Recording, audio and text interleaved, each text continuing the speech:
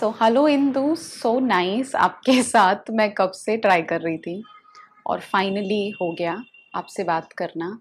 इंदु, जो हमें सुन रहे हैं, क्या आप अपने आप को इंट्रोड्यूस कर पाओगे कि आप क्या करते हो, आप कौन हो? मेरे लिए आप मेरे टीचर हो। जब मैं 2001 या 2002 में ट्रेनिंग के लिए आई थी, तब आप मेरे टीचर थे एक्शन फॉर ऑटिज्म में। सो राइट। मैं आपको उस तरीके से जानती हूँ।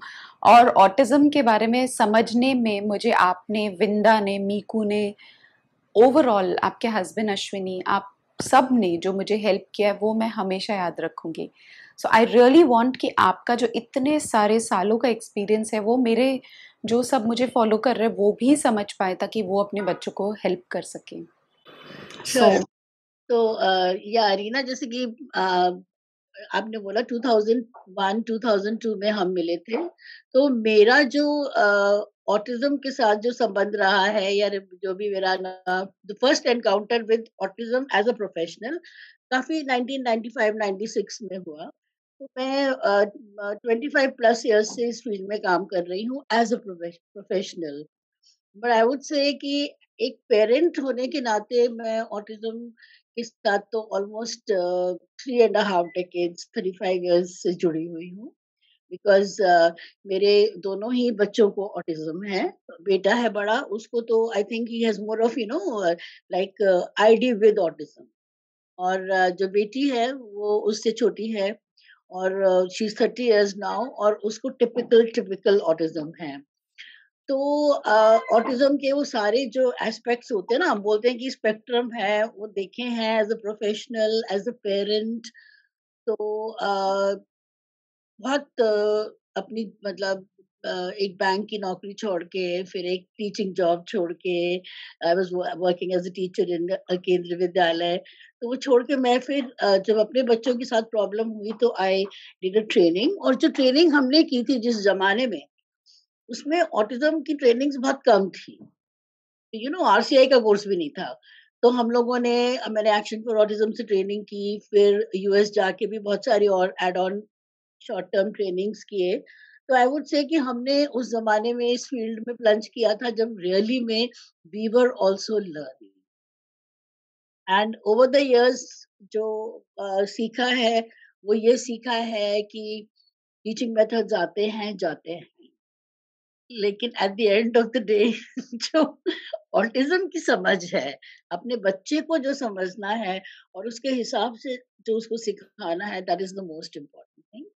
तो एज अ प्रोफेशनल, लाइक मैंने बोला कि ऑलमोस्ट 25 प्लस 30 years होने जा रहे हैं इस फील्ड में। और मैं काफी समय तक रिहैबिलिटेशन काउंसिल ऑफ इंडिया की एक्सपर्ट कमेटी ऑटिज्म की जो है उसमें थी। मैंने आरसीआई के लिए, इग्नू के लिए, और वर्ल्ड बैंक के लिए, सर्व शिक्षा अभियान के लिए रीडिंग मटेरियल्स डेवलप किए हैं, कोर्सेज डेवलप किए हैं। तो it has been a long journey. और आज की डेट में, मैं पहले दिल्ली में थी बहुत साल तक। तो 2018 में मैं पंजाब में शिफ्ट हुई due to some personal reasons. और यहाँ पे हम अपना एक ऑर्गेनाइजेशन चलाते हैं आदित के नाम से। बहुत इसका ना फुल फॉर्म बहुत लंबा है, autism and associated developmental disabilities inclusion and training. That's the full form of Aadit. तो अभी हम लोग एक अपना सेंटर रन करते हैं। ऑफ कोर्स कोविड टाइम्स में ग्रुप्स हम सबने थोड़े कम कर दिए हैं, बट हम इंडिविजुअल कंसल्ट्स देते हैं, इंडिविजुअल थेरेपीज देते हैं बच्चों को। We have online classes, we have online consults. तो ये सारी सर्विसेज हम लोग अभी प्रोवाइड कर रहे हैं। और बड़ा ही चैलेंजिंग है, क्योंकि अब हम इतने साल गुजारने के बाद एक मेट्रो में, we are in a part of the country जहाँ पे ना अवेयरनेस अभी बहुत कम कम है। ऑफ कोर्स पहले से बहुत बेटर हो गई है अवेयरनेस, लेकिन अभी भी कि अभी पेरेंट्स तक उस तरीके से पहुंच पाना कि आप अपने बच्चे से क्या एक्सपेक्ट कर सकते, दैट इज, मुझे लगता है कि वो एक बहुत बड़ा चैलेंज होता है एज अ प्रोफेशनल। क्योंकि हर एक पेरेंट, मैं भी पेरेंट हूँ, प्रोफेशनल भी हूँ। तो हर एक पेरेंट में बहुत सारी एक्सपेक्टेशंस होती हैं, बहुत सारे ड्रीम्स होते हैं अपने बच्चे को लेके।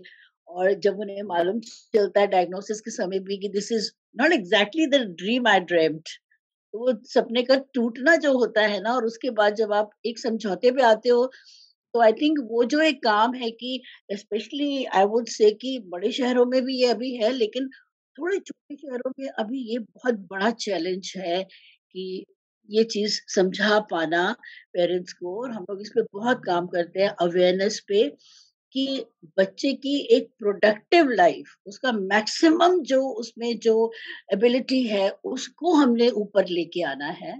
तो अभी हम लोग अपने एनजीओ में जो काम कर रहे हैं, इन्हीं सब चीज़ों पे कर रहे हैं। इंडिविजुअल क्लासेस लेते हैं बच्चों की, पेरेंट्स को लॉन्ग डिस्टेंस प्लान्स भी देते हैं। तो अभी मेरे पास एक बच्चा 2 दिन पहले बिहार से आया था। तो honestly I will tell you Reena कि जब मैंने उनसे पूछा कि आप क्या सिर्फ मुझे मिलने जालंधर आए हो? तो उसके फादर ने बोला, मैम हाँ जी, तो हमने ये प्लान किया कि जब हम जालंधर तक आ सकते हैं तो हम ना वैष्णो माता भी चले जाएँगे। मतलब I was quite far from here. तो मैंने कहा बट आप मुझे कॉन्टैक्ट करते, हम लोग ऑनलाइन कर लेते कुछ। हम लोग and as a parent, as a professional I felt कि वो एक बच्चा, उसके parents what have they gone through to come not even from Patna, they were from, वो एक और छोटे शहर से थे, बिहार के। वो इतना दूर आए, तो नेचुरली हमने भी एंश्योर किया कि हमें उन्हें सिर्फ 1 घंटा ना दें। हम जितना समय उनको दे सके दें, उनका कम्फर्ट से उनको बस स्टैंड तक पहुँचा सके because they had to travel. तो या कि ये एक ना अजीब-सी फ़ील्ड है, आप भी इसमें काम कर रहे हो इतने टाइम से, कि जब हम इस काम के साथ जुड़ते हैं, तो हमें किसी और लेवल पे पहुँचा देता है ये काम। तो I would just introduce my self like that. In terms of कि अगर बताना है कि हमने क्या किया है, क्या क्वालिफ़िकेशंस किए हैं, तो मेरे पास पहले भी एक रेगुलर बीएड था। फिर मैंने बीएड इन स्पेशल एजुकेशन किया, ऑटिज़्म में किया, फॉरेन में टीच डिवीज़न जो है नॉर्थ कैरोलिना में, यूएस में, वहाँ जाके हमने स्ट्रक्चर टीचिंग किया। फिर मैंने लेटली एक बहुत ही इंटरेस्टिंग कोर्स किया था, that was 5 years back in new Jersey, it was handle with care. तो हैंडल विद केयर में हमें सिखाया गया था फिजिकल रेस्ट्रेंट, कि बच्चे को चोट नहीं पहुंचनी चाहिए, बच्चे को तकलीफ नहीं होनी चाहिए, लेकिन हम उसको फिजिकली कैसे कंट्रोल करें जब एग्रेसिव बिहेवियर होता है, without causing any physical threat. बच्चे को हमने मारना नहीं है, डांटना नहीं है, लेकिन वो क्या प्रोसीजर्स होते हैं उनको पकड़ने के, होल्ड करने के, जब वो गुस्से में आ जाते हैं या एग्रेशन थोड़ा दिखा रहे हैं। तो वो मैंने अभी, आप समझ सकते हो कि मेरी एज में मैंने 5 साल पहले कोर्स किया था, वेरी इंटरेस्टिंग कोर्स। और मैंने फिर आई थॉट कि जब तक बेसिक्स ऑफ चाइल्ड डेवलपमेंट नहीं आते, तो आपका स्पेशल एजुकेशन भी इनकम्प्लीट है। So I went in few years back even for an MA in psychology. मुझे आपसे एक और क्वेश्चन जो पूछना था वो ये था कि जब ये बड़े हो रहे होते हैं, जैसे ना आजकल तो 9 साल में ही आपको प्री प्यूबर्टी वाले चेंजेस बच्चों में दिखाई देते हैं, पीरियड्स भी जल्दी आ जाते हैं और हाँ, बिल्कुल हार्मोनल 10 years में। एग्जैक्टली वही। तो हार्मोनल चेंजेस भी इतने हो रहे होते हैं, तो एक तो सेंसरी, एक तो बिहेवियर, एक तो कम्युनिकेशन, ऊपर से ही एडिशनल। तो इतना सब कुछ जब होता है तो कैसे मैनेज किया जाए? मतलब सब कुछ तो आप डेफिनेटली नहीं बता पाओगे, बट अगर कुछ छोटे टिप्स, बिकॉज ज्यादातर मैंने भी बच्चों को देखा है बहुत डिफिकल्टीज आती हैं जब वो शुरुआत में पीरियड्स आ रहे होते हैं हाँ, या देखिए, प्री प्यूबर्टी में और प्यूबर्टी में जब आते हैं ना बच्चे, तो मुझे लगता है कि सबसे जो बड़ा इश्यू है कि जो एसोसिएटेड कंडीशंस होती हैं, लाइक ज़्यादा ऑब्सेसिव हो जाना, ज़्यादा एंग्ज़ियस हो जाना, ये तो दीज़ आर ऑल न्यूरोकेमिकल्स की वजह से होता है, और ये टिपिकल बच्चों को भी, जो सो कॉल्ड रेगुलर बच्चे हैं, उनको भी होता है। लेकिन हमारे बच्चों के जो कंट्रोल करने के जो केमिकल्स हैं, जो न्यूरो, अब इतना हम टेक्निकल बातों में नहीं जाएँगे, लेकिन हम कहेंगे कि अपनी जो तेजनाएँ हैं, उनको कंट्रोल करने की जो एक नेचुरल ब्रेन फंक्शनिंग है, वो उनमें कम है। तो कहीं न कहीं वो इश्यू होते हैं। तो इसीलिए बिहेवियरल चैलेंजेस भी आते हैं, they are confused about their own self. क्योंकि हम हमेशा बोलते हैं कि ऑटिज़्म में it's very difficult to adapt changes. Now you imagine a boy who sounds so different to himself, उसकी तो आवाज़ ही बदल जाती है। उनकी तो बॉडी में कितना कुछ चेंज आ जाता है। तो सबसे पहली चीज़ है कि हमें एक पार्टनर होना होगा उनकी डेवलपमेंट में।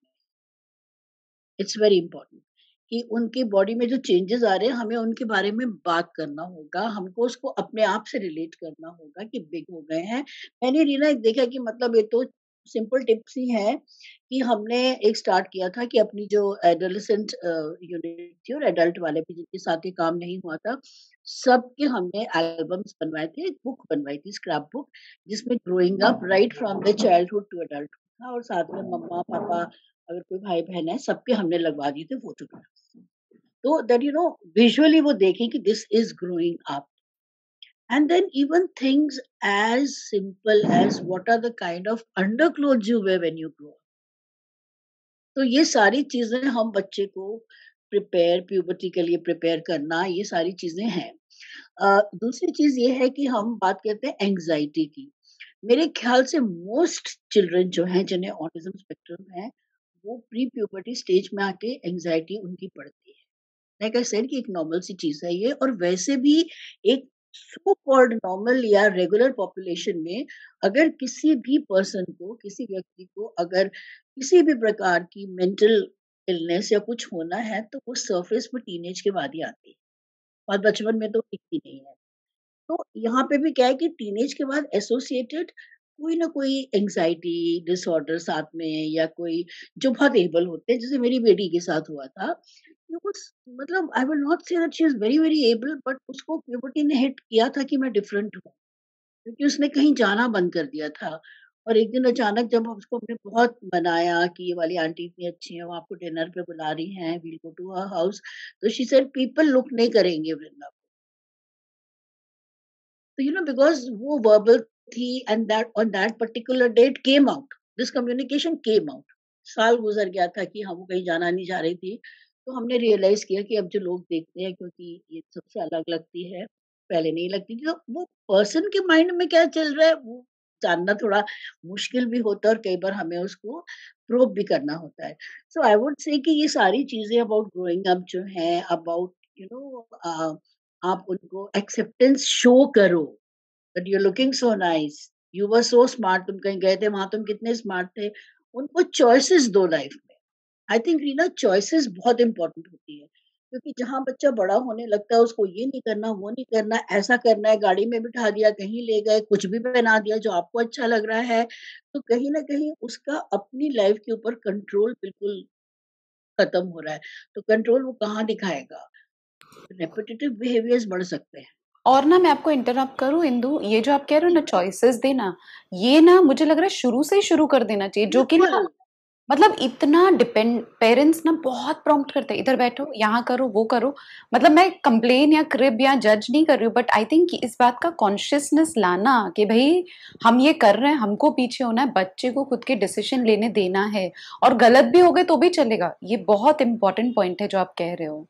तो और चॉइस कई बार क्या होता है कि अगर कभी उनको चॉइस दी ही नहीं गई, तो होता क्या है कि जब ये बच्चे कोई टीनेज में आते हैं या एडल्टहुड में आते हैं, आप इनको चॉइसेस देने की कोशिश करें, उनको समझ में नहीं आता कि क्या है चॉइस लेना।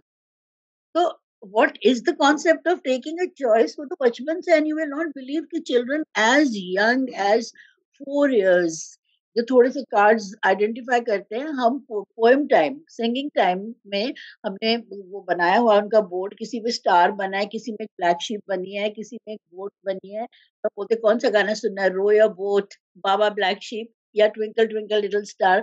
तो बच्चा जो कार्ड निकाल के देता है, फिर टीचर वही गाना गा देती है। तो दैट इज चॉइसेस। आप बहुत आपको क्या खाना है, अच्छा कौन सी एक्टिविटी पहले करोगे, पजल पहले कर ले। Even I am talking about session, एक एजुकेशनल सेशन में, अच्छा पहले पजल करने या पेंसिल दिखा दीजिए, पहले हम थोड़ी सी राइटिंग करनी, that's a choice.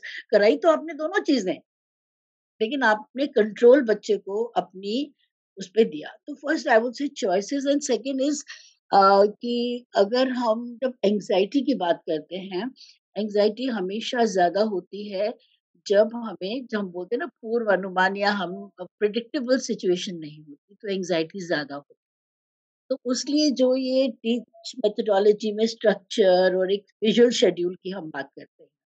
Now see, I am not saying कि अगर फैमिली में मदर बहुत बिजी हैं या समथिंग तो विजुअल शेड्यूल जब मतलब वो नहीं बना सकती या कुछ, लेकिन फिर भी उसको सिंपल सिंपल तरीके तो कुछ ना कुछ होते ही हैं। जैसे कि लाइक इन माय केस कि अगर मैंने अपनी बेटी को पूरा शेड्यूलिंग वगैरह उसकी की हुई है, शी नोज इट। तो अभी हमने इतना सिंपल मेथड उसका शेड्यूल का डाला है कि उसके रूम की जो कबर्ड है ना, तो she got a very nice light coloured cupboard और उसके ऊपर सनमाइका लगा है।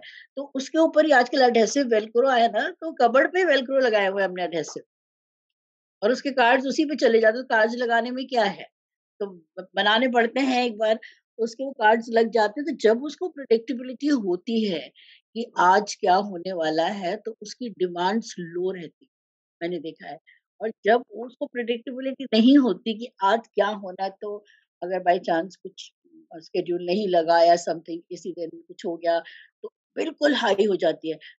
गाड़ी में राउंड लगाने जाना है, आज चॉकलेट खरीदना है, आज मामा के घर जाना है, फट फट फट, and when she says it, वो अपने आप को एक हाई उस पे लेके आ जाती है। She will bring her mind to a high where then anything can happen.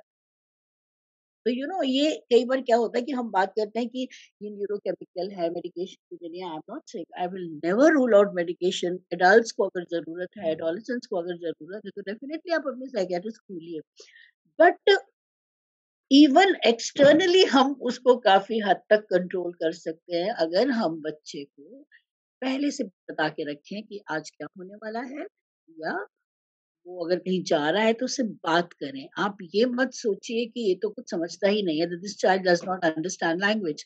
Just because वो बच्चा बोलता नहीं है डजंट मीन कि उसकी रिसेप्टिव लैंग्वेज नहीं है। आप किसी तरीके से शुरू से, क्योंकि जब हम कोई एजुकेशनल प्लान बनाते हैं बच्चे का, रीना, हम लोग बहुत एम्फसाइज अब इस चीज पे करते हैं, कब तक कलर्ड पिक्चर्स और कलर ड्राइंग करोगे, लाइन ड्राइंग्स आइडेंटिफिकेशन सिखाओ और बच्चे सीख लेते हैं। तो अगर बच्चे को लाइन ड्राइंग पता, और आप उसको 2-3 चीज़ें लाइन ड्राइंग करो, अच्छा पहले हम ये करेंगे, फिर हम कार बना दिया आपने एक लाइन ड्राइंग में, और उसके बाद ये करेंगे, रेस्ट करेंगे, एक बेड बना दिया लाइन ड्राइंग में, वो बच्चा तो समझ जाता है। तो there are very simple ways कि आप बच्चे को कुछ इन्फॉर्मेशन प्रायर दे दें कि आज एटलीस्ट 2 या 3 एक्टिविटीज़ किस ऑर्डर में होने वाली है, ताकि उसके एंग्ज़ायटी लेवल्स उससे डेफिनिटली रिड्यूस हो जाएँगे।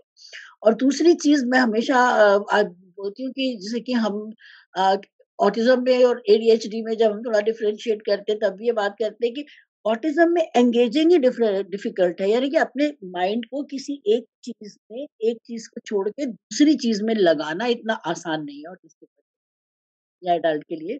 लेकिन अगर वो अपने इंटरेस्ट की चीज़ में ऑलरेडी लग गया, एंगेज्ड है, उसको वहाँ से हिलाना भी मुश्किल हो जाता है।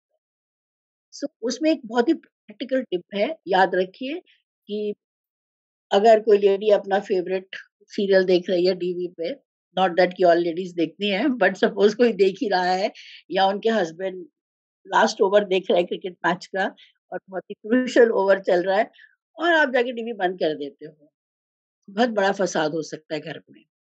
वही हमारे बच्चों का हाल है, चाहे वो ब्लॉक के साथ खेल रहा है, चाहे वो किसी चीज को गोल घुमा रहा है, उसका माइंड इतना एंगेज हो चुका है उसमें कि डिसएंगेज करने के लिए गिव टाइम।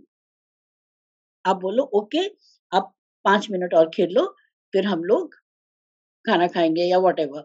तो आपने जब वो बच्चे को बोला कि हम 5 मिनट के बाद ये चीज बंद हो जाएगी, तो कहीं उसको 5 मिनट का कॉन्सेप्ट है नहीं है, बट कहीं ना कहीं उस बच्चे के माइंड को आप क्या कर रहे हो, कंडीशन कर रहे हो कि हाँ अब ये एक्टिविटी फिनिश होगी। एब्रप्टली मत कुछ स्टार्ट करो, उसको मत एक्सपेक्ट करो कि वो एब्रप्टली कुछ बंद कर दे, एकदम से बोलना छोड़ के यहाँ बैठ जाओ के, this kind of thing will never work. तो give choices, prepare for changes, and give them enough time to disconnect from what they are doing.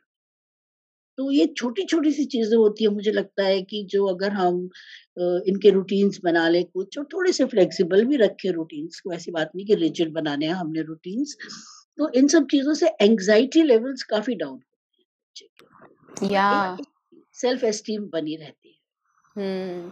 और एक चीज़ जो मैं बहुत ज़्यादा करती हूँ अपने बच्चों के साथ, जो वो ये है कि अगर मेरा छोटा से छोटा बच्चा भी अगर आ रहा है, तो जिसको हम इंटेरोसेप्टिव अवेयरनेस कहते हैं कि मैं क्या फील कर रहा हूँ।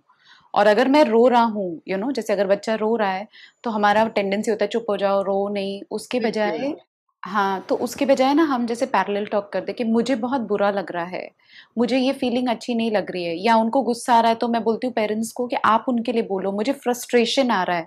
बच्चा नहीं बात कर रहा है तो वो फ्रस्ट्रेशन का कोई तो इमोजी और लिख कर लगा एब्सोल्युटली, दो, एब्सोल्युटली, है ना? एब्सोल्युटली। ताकि बच्चे के पास ना, जब वो बहुत गुस्से में है, जैसे मेरे पास एक बच्चा आया, बड़ा लड़का है 15 साल का, बोलता है, and he is verbal, fully verbal, but बोलता है व्हेन आई फील एंग्री मेरा मन होता है मैं चेयर उठा के पटक दूं। तो मैं बोला कि मैंने उससे कहा कि अच्छा तो तुमको बहुत गुस्सा आता है?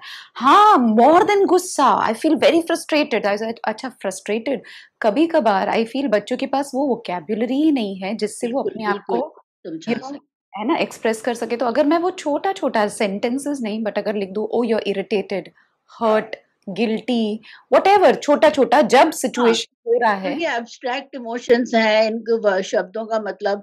मैं तो रीना भी एक 6 7 स्टैंडर्ड का बच्चा है, उसकी मदर ने मुझसे बोला था कि मैं सिंपथी कैसे सिखाऊं इसको, इसकी बुक में होता है, इसको ये सारी चीजें, रिस्पेक्ट कैसे सिखाऊं वर्ड। तो like I have it on my computer, but of course presentation तो है नहीं हमारे पास डालने के लिए। बट क्या है कि हमने उसको इतने विजुअल्स देके ये सारे कॉन्सेप्ट, अभी 7 स्टैंडर्ड में है, 6 7 में है, और हिमाचल में रहता है, दूर रहता है हमसे। लेकिन हमने इतने उसको पिक्चर्स डाउनलोड करके दिए हैं कि ब्रेवरी क्या होती है, मतलब ब्रेव कौन होता है, तो कोई किसी को डूब रहा है तो गूगल पे सारे तो पिक्चर्स मिल जाते हैं। तो हमने टाइप किया कि समबडी सेविंग, और ये हम कई बार हम क्लिप आर्ट भी निकाल लेते हैं। तो वो पिक्चर में देखिए कोई किसी को डूबने से बचा रहा है, कोई कुछ कर रहा है, तो उसको ब्रेव का मतलब भी समझ में आ गया। You are absolutely right. Right, so जब बच्चे को वो एक्सप्रेशन का तरीका मिल जाएगा, वो सिर्फ बोल दे एंग्री। जैसे एक बच्चा था ना, वो चिढ़ता रहता था और बोलता था मुझे, एक बार पेरेंट ने गुस्से में बोल दिया तेको मैं यहाँ पर छोड़ के आ जाऊंगी अगर तूने ज्यादा गुस्सा किया तो, या वट एवर, ऐसे कुछ तो गुस्से में। अब जब भी उसको गुस्सा आता है तो बोलता है मुझे वहां छोड़ के आ जाओ, मुझे वहां छोड़ के आ जाओ। एक्चुअली वो एक्सप्रेस करना चाह रहा है कि मुझे भी गुस्सा आ रहा है, हाँ, या मैं भी इरिटेटेड हूं। तो अगर मैंने उसको वो वोकेबुलरी सिखा दी जब वो हो रहा है, तो आई थिंक बहुत बहुत फायदा हो जाएगा। आधी से ज्यादा बार इंदु, मुझे ऐसे लग रहा है हम सब इतने न्यूक्लियर फैमिलीज में रहते हैं, मदर फादर काम कर रहे हैं, जो सोशल स्टिम्युलेशन और जो मौके हमारी लाइफ में आते हैं सिंपैथी दिखाने के, ब्रेवरी दिखाने के, अगर हम उन मौकों को तब के तब स्पॉटलाइट करके लेबल कर देंगे तो आई थिंक कोई भी बच्चा सीख लेगा, लाइक सो। विजुअल बहुत हेल्प करते हैं, बट आई फील अगर एक एक्सप्रेशन का तरीका हाँ, शुरू से। बिल्कुल। मॉक ड्रिल्स भी होती है आजकल, इतना रोल प्ले को भी इम्पोर्टेंस मिल रही है, तो एग्जैक्टली, एग्जैक्टली, तो ठीक मतलब है। जो एनजाइटी को विजुअल स्केड्यूल इज ब्यूटिफुल। और उसके साथ साथ अगर हम जैसे ना शुरू से ही बच्चे को अपने अनकंफर्टेबल इमोशंस में रहने दें फॉर सम टाइम, ताकि वो उसमें से बाहर निकलना सीखे, तो जब वो अंदर से बाहर करेगा तो वो मसल होती है ना, इमोशनल रेगुलेशन वाली, वो डेवलप होगी। फिर आई थिंक प्यूबर्टी में जाकर जो एंजाइटी होती है उसको भी मैनेज कर पाएगा बच्चे को। करना आसान। एग्जैक्टली exactly, कि मैंने पहले किया था अब भी कर लूंगा, वो आई थिंक बच्चा सीख पाएगा। बिल्कुल। और मैं एक चीज आपको, बड़ी ब्यूटीफुल सी चीज है, जब मैंने अपनी वो हैंडल विद केयर वर्कशॉप, जब ट्रेनिंग जो की थी, उसमें उन्होंने हमें बताया था, they had something which they called SORM model, SORM, solid object relationship model. They said कि जब हम गिरने वाले होते हैं तो हम क्या ढूंढते हैं? सहारा। हमें मतलब कुछ भी मिल जाए उस वक्त, we want to hold on. तो दे से कि any child, whether with any kind of difficulty or no difficulty, जब वो अनस्टेबल माइंड में है, सबकॉन्शियसली उसको सपोर्ट चाहिए। तो that is a training, how do you become that solid model, how are you that solid thing in his life, when he is in a crisis you can balance it. And फिर वो जो हमें characteristics हमें बताते हैं कि क्या है एक सॉलिड जो मॉडल आपको बनना है। Solid object relation, you have to be that solid pillar और द ऑब्जेक्ट, कि उसमें जैसे है कि be strong but not intimidating. डांटना नहीं है, लेकिन फर्म और स्ट्रॉन्ग रहना है, ग्राउंडेड रहना है। और आपने खुद डरना नहीं है, या खुद मतलब ऐसे है कि हवा में बात नहीं कर देनी कि ये कर देंगे वो कर देंगे, दैट काइंड ऑफ थिंग। तो बड़ा अच्छा हुआ है कि हमेशा अपने आप को याद दिलाइए कि ये बच्चा तो क्राइसिस में है, ये गुस्सा नहीं है, ये खुद और ही उस क्राइसिस वक्त में है। और उस वक्त उसको हमारी ज्यादा जरूरत है।